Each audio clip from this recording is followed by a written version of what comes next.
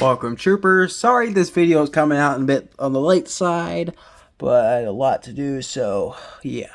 Anyway, so today's set review is set number 75386, Paz, Vizsla, and Moff Gideon Battle. So this set is for ages 7 and up, comes with 289 pieces, and retails for $40. Let's get into the minifigures. So our first figure is Paz Vizsla himself.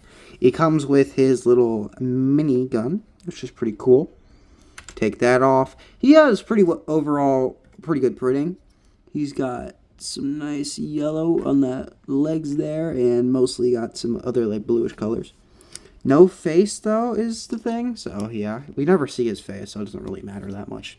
He does also have a backpack and a little Mandalorian symbol on the side of his chest plate there. If I could take this off, that'd be nice. Oopsies. Didn't want to take off his legs. We're just gonna have to take off everything in order to get his head off, unfortunately.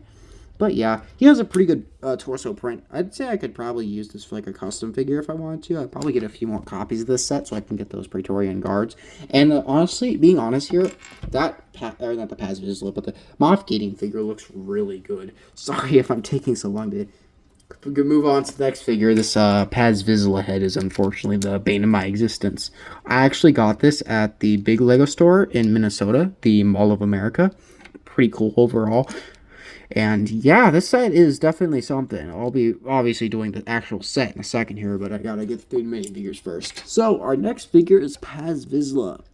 He has a grenade, or not a grenade, I don't think it's called, but you get the point. It's a little thing, detonator. There you go, thermal detonator. So he's pretty nice overall. Got a lot of good printing. I really love the helmet mold.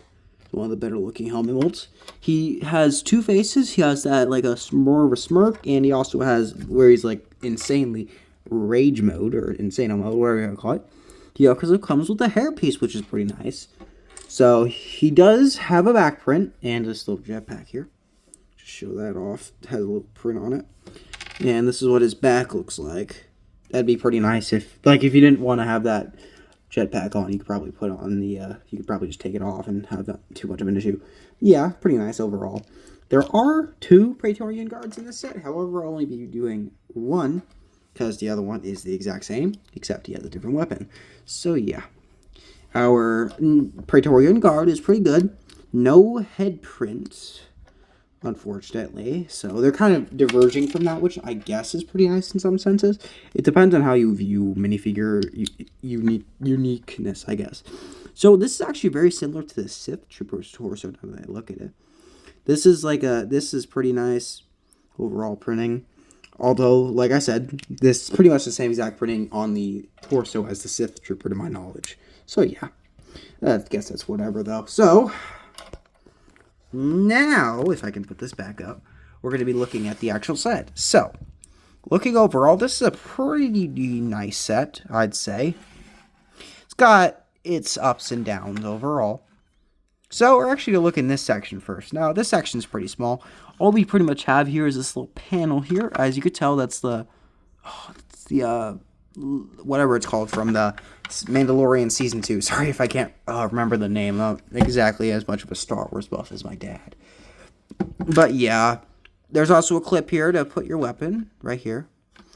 There's a bit of space for minifigures if you want to pose them there. However, it's not going to be nearly as much as you would normally like. You could probably fit a couple minifigures in there.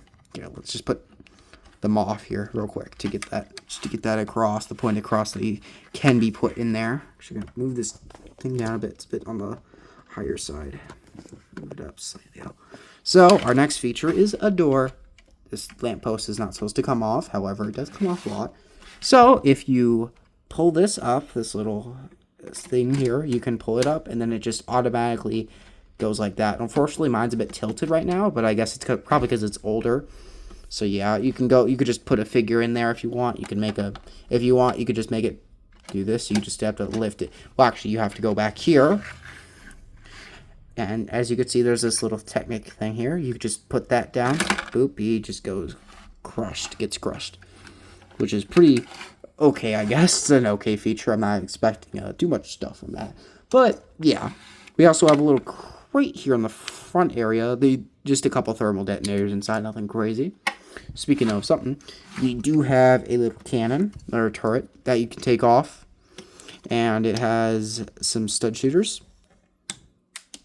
It works. It's a stud shooter.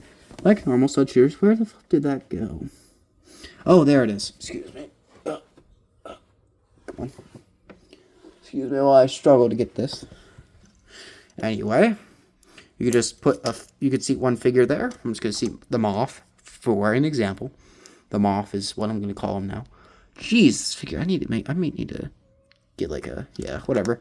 You can, I definitely want to army build this set a little bit. Because I actually do like the look of all the figures overall. And I like that minigun. There is a bit of storage space in there, just so you know. You can fit probably like the Moff Gideon's hairpiece. And probably his thermal detonator if you want. Just pop those in and then put that back. So yeah, there is also a couple of studs for posing. There's studs in a few places here.